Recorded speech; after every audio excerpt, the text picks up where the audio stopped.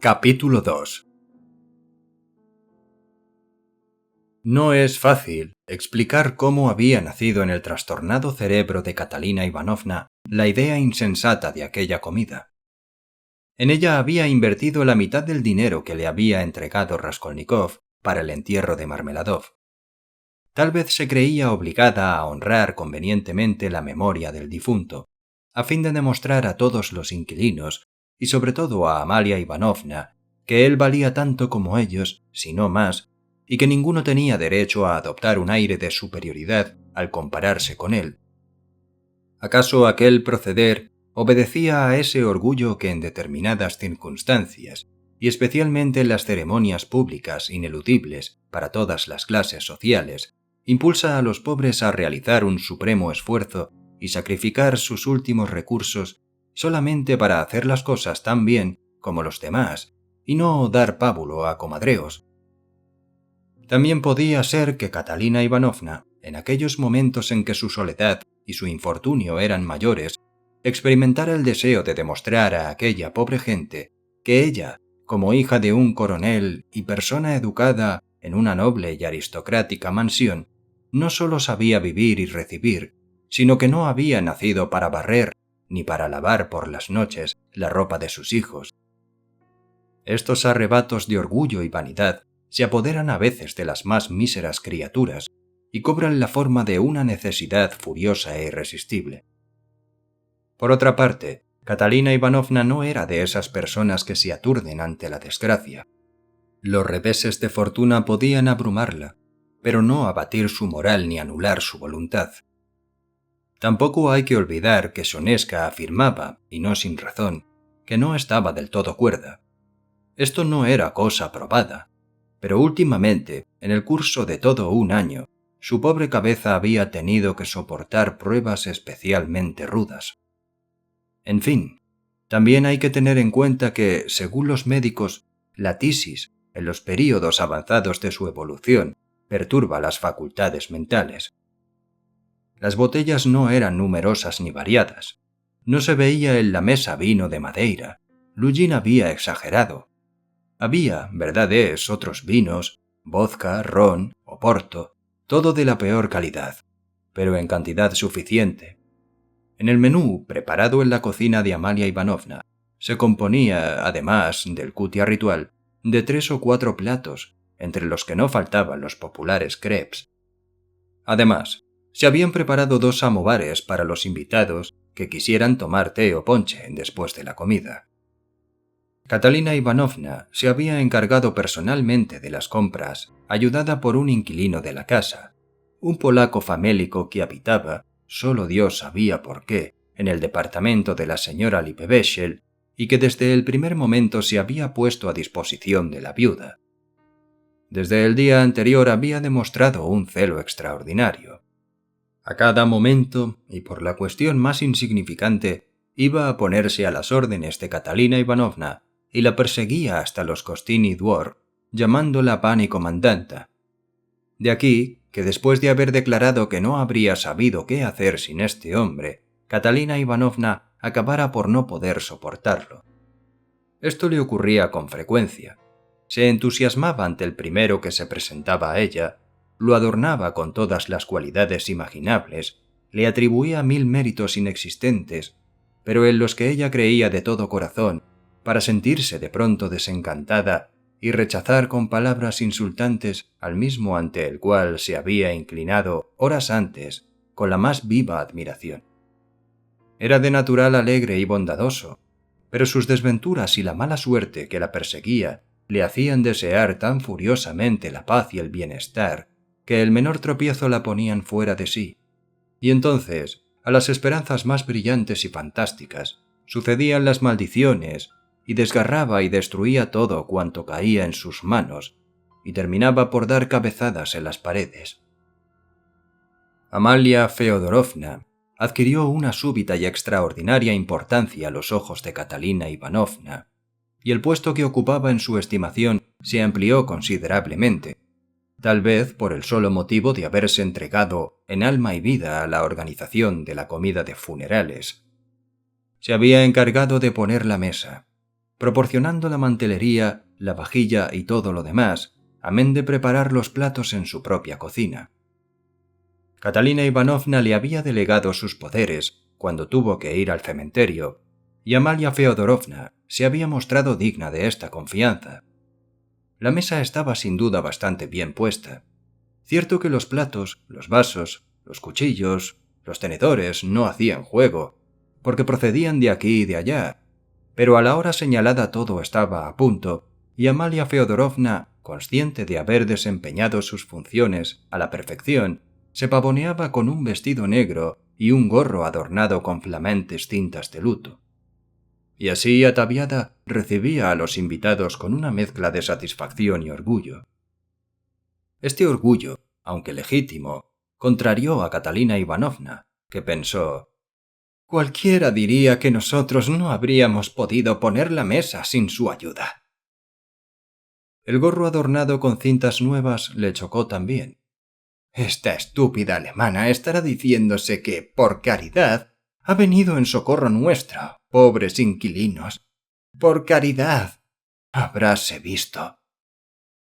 En casa del padre de Catalina Ivanovna, que era coronel y casi gobernador, se reunían a veces 40 personas en la mesa, y aquella Amalia Feodorovna, mejor dicho, Ludvigovna, no habría podido figurar entre ellas de ningún modo. Catalina Ivanovna decidió no manifestar sus sentimientos enseguida, pero se prometió parar los pies aquel mismo día a aquella impertinente que sabe Dios lo que se habría creído. Por el momento se limitó a mostrarse fría con ella. Otra circunstancia contribuyó a irritar a Catalina Ivanovna. Excepto el polaco, ningún inquilino había ido al cementerio. Pero en el momento de sentarse a la mesa, acudió la gente más mísera e insignificante de la casa. Algunos incluso se presentaron vestidos de cualquier modo. En cambio, las personas un poco distinguidas parecían haberse puesto de acuerdo para no presentarse, empezando por Lujin, el más respetable de todos.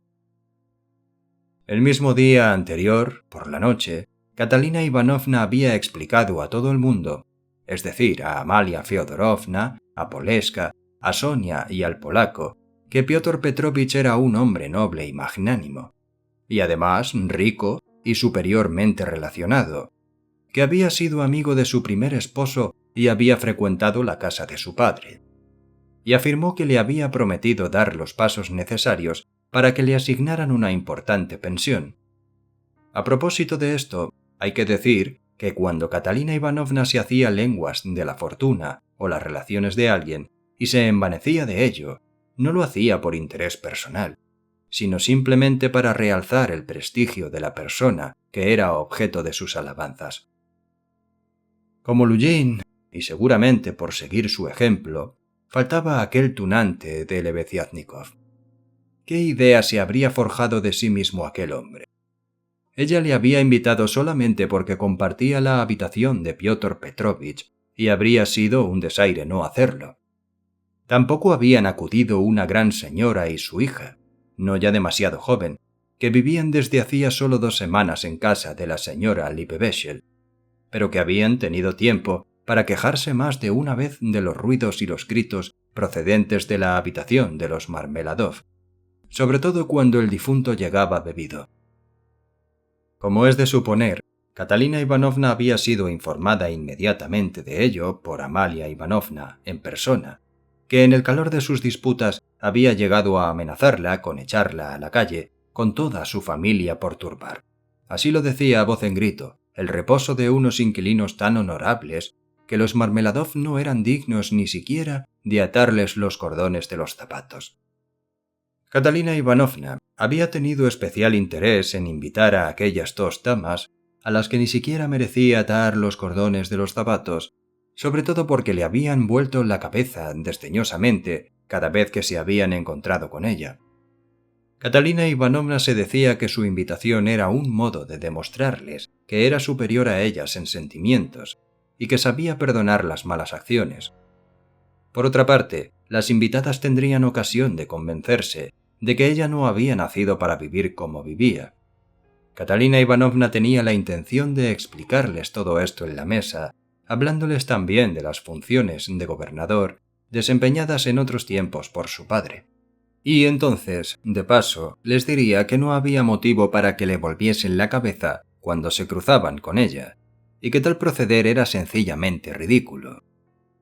También faltaba un grueso teniente coronel. En realidad no era más que un capitán retirado, pero se supo que estaba enfermo y obligado a guardar cama desde el día anterior.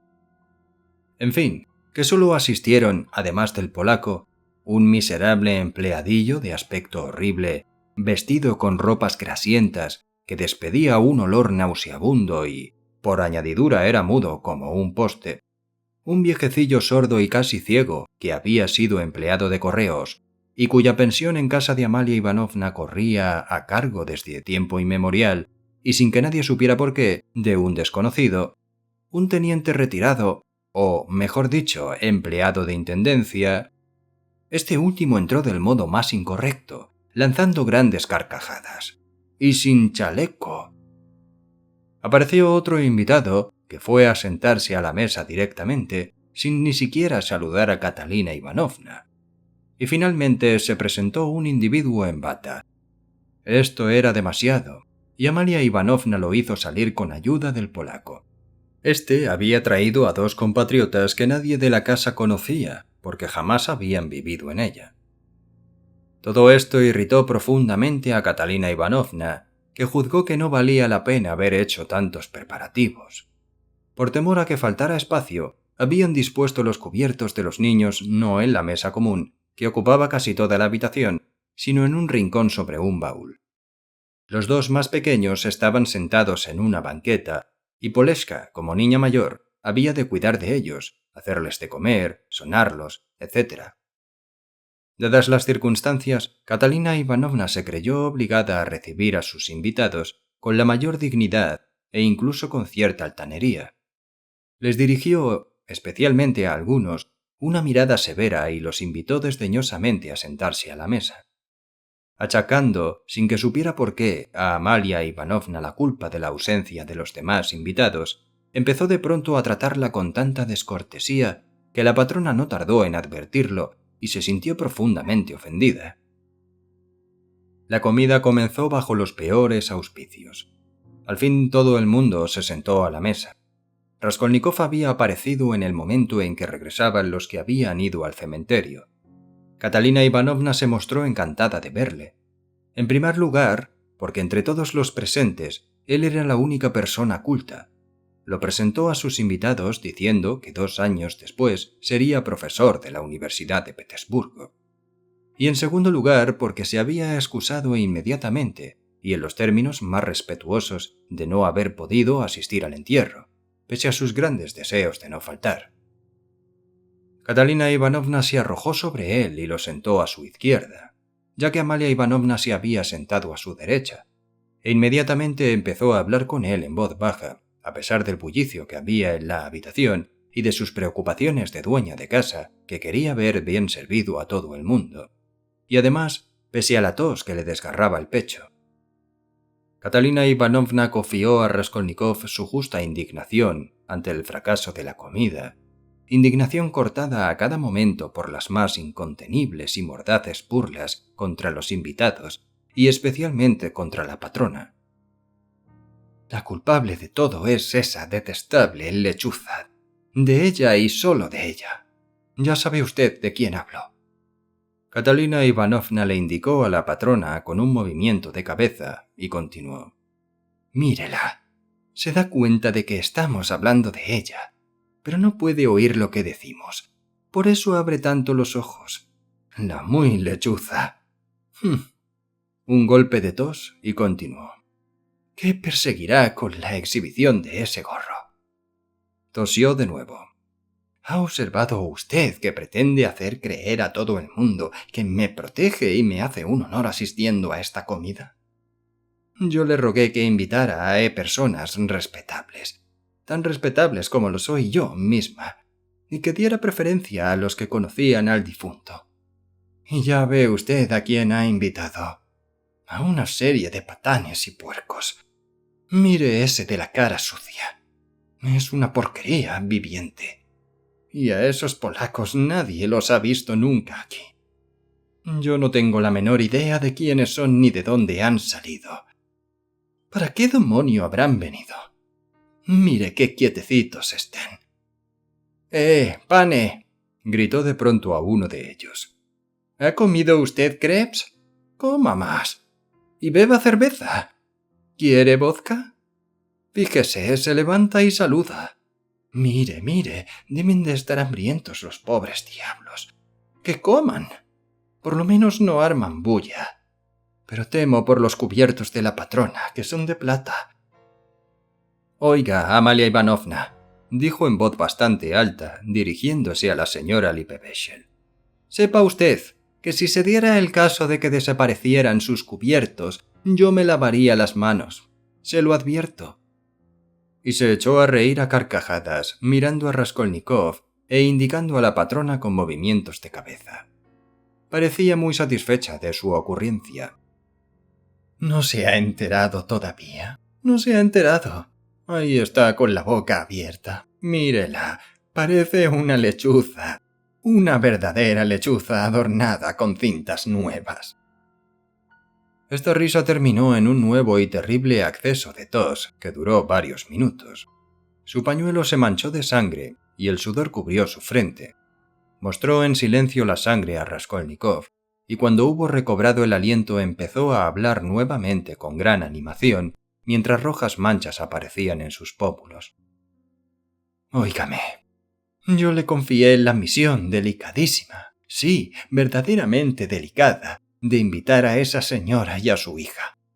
Ya sabe usted a quién me refiero. Había que proceder con sumo tacto. Pues bien, ella cumplió el encargo de tal modo que esa estúpida extranjera, esa orgullosa criatura, esa mísera provinciana que en su calidad de viuda de un mayor ha venido a solicitar una pensión y se pasa el día dando la lata por los despachos oficiales, con un dedo de pintura en cada mejilla, a los 55 años. Esa cursi no solo no se ha dignado aceptar mi invitación, sino que ni siquiera ha juzgado necesario excusarse, como exige la más elemental educación. Tampoco comprendo por qué ha faltado Piotr Petrovich. ¿Pero qué le habrá pasado a Sonia? ¿Dónde estará? ¡Ah, ya viene! ¿Qué te ha ocurrido, Sonia? ¿Dónde te has metido? Debiste arreglar las cosas de modo que pudieras acudir puntualmente a los funerales de tu padre. Rodion Romanovich, hágale sitio a su lado. Siéntate, Sonia, y coge lo que quieras. Te recomiendo esta carne en gelatina. Enseguida traerán los crepes. ¿Ya están servidos los niños? ¿No te hace falta nada, Poleska? Pórtate bien, Lena. Y tú, Kolya, no muevas las piernas de ese modo. Compórtate como un niño de buena familia. ¿Qué hay, Soneska? Sonia se apresuró a transmitirle las excusas de Piotr Petrovich, levantando la voz cuanto pudo, a fin de que todos la oyeran, y exagerando las expresiones de respeto de Lujin. Añadió que Piotr Petrovich le había dado el encargo de decirle que vendría a verla tan pronto como le fuera posible para hablar de negocios, ponerse de acuerdo sobre los pasos que había de dar, etc. Sonia sabía que estas palabras tranquilizarían a Catalina Ivanovna, y sobre todo que serían un bálsamo para su amor propio. Se había sentado al lado de Raskolnikov y le había dirigido una mirada rápida y curiosa, pero durante el resto de la comida evitó mirarle y hablarle. Al mismo tiempo que distraída, parecía estar atenta a descubrir el menor deseo en el semblante de su madrastra. Ninguna de las dos iba de luto, por no tener vestido negro. Sonia llevaba un trajecito pardo y Catalina Ivanovna un vestido de indiana oscuro, a rayas, que era el único que tenía. Las excusas de Piotr Petrovich produjeron excelente impresión. Después de haber escuchado las palabras de Sonia con grave semblante, Catalina Ivanovna se informó con la misma dignidad de la salud de Piotr Petrovich. Enseguida dijo a Raskolnikov, casi en voz alta, que habría sido verdaderamente chocante ver a un hombre tan serio y respetable como Lujin en aquella extraña sociedad, y que se comprendía que no hubiera acudido, a pesar de los lazos de amistad que le unían a su familia. He aquí por qué le agradezco especialmente, Rodion Romanovich, que no haya despreciado mi hospitalidad, aunque usted está en condiciones parecidas, añadió en voz lo bastante alta para que todos la oyeran. Estoy segura de que solo la gran amistad que le unía a mi pobre esposo ha podido inducirle a mantener su palabra. Acto seguido recorrió las caras de todos los invitados con una mirada ceñuda, y de pronto, de un extremo a otro de la mesa, preguntó al viejo sordo si no quería más asado y si había bebido oporto. El viejecito no contestó y tardó un buen rato en comprender lo que le preguntaban, aunque sus vecinos habían empezado a zarandearlo para reírse a su costa. Él no hacía más que mirar confuso en todas direcciones, lo que llevaba al colmo la alegría general. ¡Qué estúpido!, exclamó Catalina Ivanovna dirigiéndose a Raskolnikov. Fíjese, ¿por qué le habrán traído? En cuanto a Piotr Petrovich, siempre he estado segura de él. Y en verdad puede decirse... Ahora se dirigía a Amalia Ivanovna, y con un gesto tan severo que la patrona se sintió intimidada, que no se parece en nada a sus quisquillosas provincianas.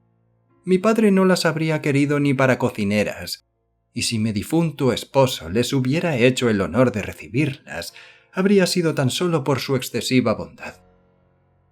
«¿Y cómo le gustaba beber?», exclamó de pronto el antiguo empleado de intendencia, mientras vaciaba su 10ª copa de vodka.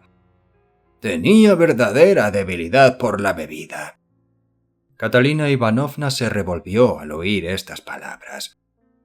«Mi difunto marido tenía ciertamente ese defecto, nadie lo ignora, pero era un hombre de gran corazón que amaba y respetaba a su familia. Su desgracia fue que, llevado de su bondad excesiva, alternaba con todo el mundo, y solo Dios sabe los desarrapados con que se reuniría para beber. Los individuos con que trataba valían menos que su dedo meñique. Figúrese usted, Rodion Romanovich, que encontraron en su bolsillo un gallito de mazapán. Ni siquiera cuando estaba embriagado olvidaba a sus hijos». «¿Un gallito?», exclamó el ex empleado de intendencia. «¿Ha dicho usted un gallito?». Catalina Ivanovna no se dignó contestar. Estaba pensativa. De pronto lanzó un suspiro. Luego dijo, dirigiéndose a Raskolnikov: «Usted creerá, sin duda, como cree todo el mundo, que yo era demasiado severa con él. Pues no, él me respetaba profundamente. Tenía un hermoso corazón y yo le compadecía a veces. Cuando, sentado en su rincón, levantaba los ojos hacia mí, yo me conmovía de tal modo que sentía la tentación de mostrarme cariñosa con él. Pero me retenía la idea de que inmediatamente empezaría a beber de nuevo. Tenía que ser rigurosa, pues este era el único modo de frenarlo». «Sí», dijo el de intendencia, apurando una nueva copa de vodka. «Había que tirarle de los pelos, y muchas veces». «¡Ay, imbéciles!», replicó vivamente Catalina Ivanovna, «a los que no solo habría que tirar del pelo, sino también que echarlos a la calle a escobazos. Y no me refiero al difunto, precisamente». Sus mejillas se enrojecían cada vez más, la ahogaba la rabia y parecía a punto de estallar. Algunos invitados reían disimuladamente. Al parecer les divertía la escena. No faltaban los que incitaban al de intendencia, hablándole en voz baja. Eran los eternos cizañeros. Permítame preguntarle a quién se refiere usted», dijo el ex empleado. «Pero no vale la pena. La cosa no tiene importancia. Una viuda, una pobre viuda, la perdonó. No se hable más del asunto». Y se bebió otra copa de vodka. Raskolnikov escuchaba todo esto en silencio y con una expresión de disgusto. Solo comía por no desairar a Catalina Ivanovna limitándose a mordisquear los manjares con que ella le llenaba continuamente el plato. Toda su atención estaba centrada en Sonia. Esta temblaba, dominada por una inquietud creciente, pues presentía que la comida terminaría mal, y seguía con la vista, aterrada, los progresos de la exasperación de Catalina Ivanovna. Sabía muy bien que ella misma, Sonia, había sido la causa principal del insultante desaire con que las dos damas habían respondido a la invitación de su madrastra. Se había enterado por Amalia Ivanovna de que la madre incluso se había sentido ofendida y había preguntado a la patrona: «¿Cree usted que yo puedo sentar a mi hija junto a esa señorita?» La joven sospechaba que su madrastra estaba enterada de ello, en cuyo caso este insulto la mortificaría más que una afrenta dirigida contra ella misma, contra sus hijos y contra la memoria de su padre. En fin, que Catalina Ivanovna, ante el terrible ultraje, no descansaría hasta haber dicho a aquellas provincianas que las dos eran unas... etcétera, etcétera. Para colmo de desdichas, uno de los invitados que se sentaba en el otro extremo de la mesa envió a Sonia un plato donde se veían dos corazones traspasados por una flecha, modelados con pan de centeno. Catalina Ivanovna, en un súbito arranque de cólera, manifestó a voz en grito que el autor de semejante broma era seguramente un asno borracho. Amalia Ivanovna, presa también de los peores presentimientos acerca del desenlace de la comida, y por otra parte, herida profundamente por la aspereza con que la trataba Catalina Ivanovna, se propuso dar un giro a la atención general y al mismo tiempo hacerse valer a los ojos de todos los presentes. Para ello, empezó a contar de pronto que un amigo suyo, que era farmacéutico y se llamaba Karl, había tomado una noche un Simón cuyo cochero había intentado asesinarle. Y Karl le suplicó que no le matara, y se echó a llorar con las manos enlazadas. Tan aterrado estaba que él también sintió su corazón traspasado.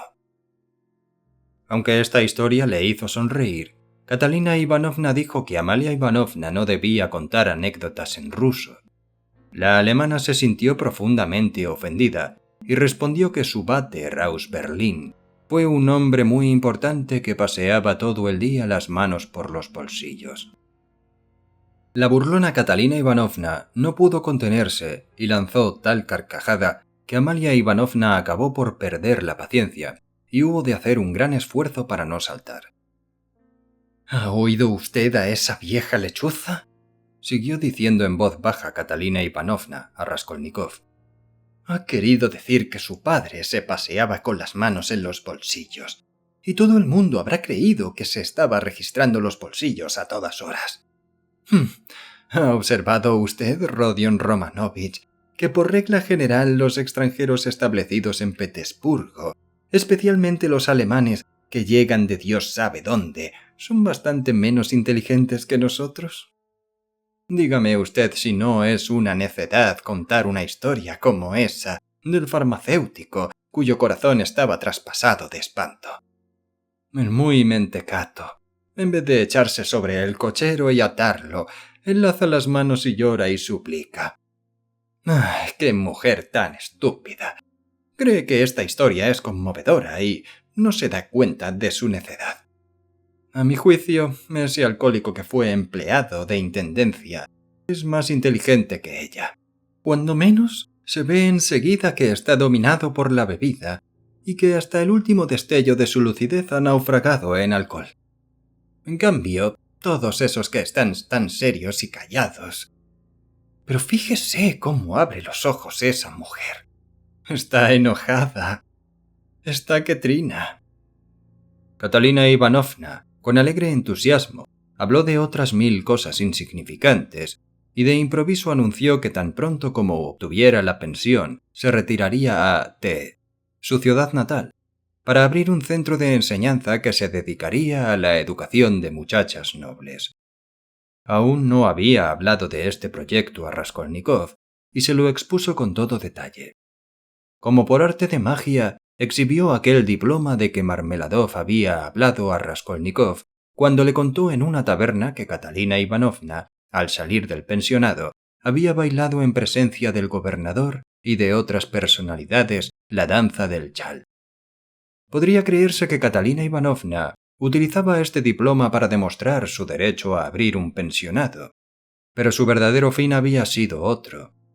Había pensado utilizarlo para confundir a aquellas provincianas endomingadas en el caso de que hubieran asistido a la comida de funerales, demostrándoles así que ella pertenecía a una de las familias más nobles, que era hija de un coronel y, en fin, que valía 1000 veces más que todas las advenedizas que en los últimos tiempos se habían multiplicado de un modo exorbitante.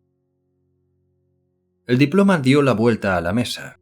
Los invitados lo pasaban de mano en mano, sin que Catalina Ivanovna se opusiera a ello, ya que aquel papel la presentaba en toutes lettres como hija de un consejero de la corte, de un caballero, lo que la autorizaba a considerarse hija de un coronel. Después, la viuda, inflamada de entusiasmo, empezó a hablar de la existencia tranquila y feliz que pensaba llevar en T. Incluso se refirió a los profesores que llamaría para instruir a sus alumnas, citando al señor Mangot, viejo y respetable francés que le había enseñado a ella este idioma. Entonces estaba pasando los últimos años de su vida en T y no vacilaría en regresar como profesor de su pensionado por un módico sueldo. Finalmente, anunció que Sonia la acompañaría y la ayudaría a dirigir el centro de enseñanza, lo cual produjo una risa ahogada en un extremo de la mesa. Catalina Ivanovna fingió no haberla oído, pero levantando de pronto la voz, empezó a enumerar las cualidades incontables que permitirían a Sonia Simonovna secundarla en su empresa. Ensalzó su dulzura, su paciencia, su abnegación, su nobleza de alma, su vasta cultura. Dicho lo cual, le dio un golpecito cariñoso en la mejilla y se levantó para besarla, cosa que hizo 2 veces. Sonia enrojeció y Catalina Ivanovna, hecha un mar de lágrimas, dijo de pronto que era una tonta que se dejaba impresionar demasiado por los acontecimientos y que ya que la comida había terminado iba a servir el té. Entonces Amalia Ivanovna, molesta por el hecho de no haber podido pronunciar una sola palabra en la conversación precedente, y también al ver que nadie le prestaba atención, decidió arriesgarse nuevamente, y aunque dominada por cierta inquietud, hizo a Catalina Ivanovna la sabia observación de que debería prestar atención especialísima a la ropa interior de las alumnas, dit vache, y de contratar una mujer para que se cuidara exclusivamente de ello, dit dame. Y en fin, que sería una medida prudente vigilar a las muchachas, de modo que no pudieran leer novelas por las noches. Catalina Ivanovna, que se hallaba bajo los efectos estimulantes de la animada ceremonia, le respondió ásperamente que sus observaciones eran desatinadas y que no entendía nada, que el cuidado de la vache incumbía al alma de llaves y no a la directora de un pensionado de muchachas nobles. En cuanto a la observación relacionada con la lectura de novelas, le parecía simplemente una inconveniencia. Todo eso equivalía a decirle que se callase. De pronto, Amalia Ivanovna enrojeció y replicó agriamente que ella siempre había dado muestras de las mejores intenciones y que hacía ya bastante tiempo que no recibía geld por el alquiler de la habitación de Catalina Ivanovna. Esta le replicó que mentía al hablar de buenas intenciones, pues el mismo día anterior, cuando el difunto estaba todavía en el aposento, se había presentado para reclamarle con los malos modos el dinero del alquiler. Entonces la patrona dijo que había invitado a las 2 damas y que éstas no habían aceptado porque eran nobles y no podían ir a casa de una mujer que no era noble. A lo cual repuso Catalina Ivanovna que como ella no era nada, no estaba capacitada para juzgar a la verdadera nobleza. Amalia Ivanovna no pudo soportar esta insolencia y declaró que su Vater aus Berlin era un hombre muy importante que siempre iba con las manos en los bolsillos y haciendo puaf, puaf. Y para dar una idea más exacta de cómo era el tal Vater, la señora Lippewechsel se levantó, introdujo las 2 manos en sus bolsillos, hinchó los carrillos y empezó a imitar el puaf, puaf paterno, en medio de las risas de todos los inquilinos, cuya intención era alentarla, con la esperanza de asistir a una batalla entre las dos mujeres. Catalina Ivanovna, incapaz de seguir conteniéndose, declaró a voz en grito que seguramente Amalia Ivanovna no había tenido nunca váter, que era una vulgar finesa de Petersburgo, una borracha que había sido cocinera o algo peor. La señora Lippewechsel se puso tan roja como un pimiento y replicó a grandes voces que era Catalina Ivanovna la que no había tenido váter, pero que ella tenía un váter Sperling que llevaba largos redingotes y siempre iba haciendo puaf, puaf.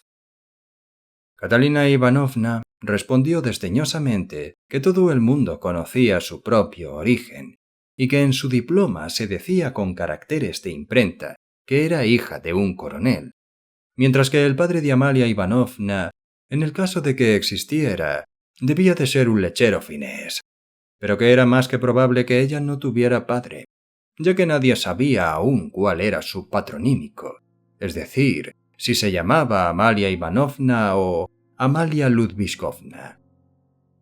Al oír estas palabras, la patrona, fuera de sí, empezó a golpear con el puño la mesa mientras decía a grandes gritos que ella era Ivanovna y no Ludvíkovna, que su váter se llamaba Johann y era Valío, cosa que no había sido jamás el váter de Catalina Ivanovna.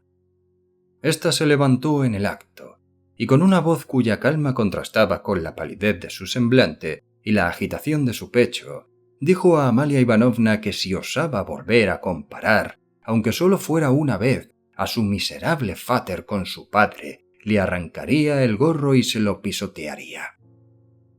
Al oír esto, Amalia Ivanovna empezó a ir y venir precipitadamente por la habitación, gritando con todas sus fuerzas que ella era la dueña de la casa y que Catalina Ivanovna debía marcharse inmediatamente.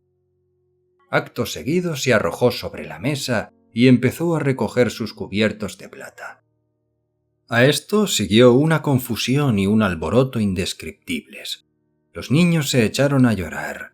Sonia se abalanzó sobre su madrastra para intentar retenerla, pero cuando Amalia Ivanovna aludió a la tarjeta amarilla, la viuda rechazó a la muchacha y se fue derecha a la patrona con la intención de poner en práctica su amenaza.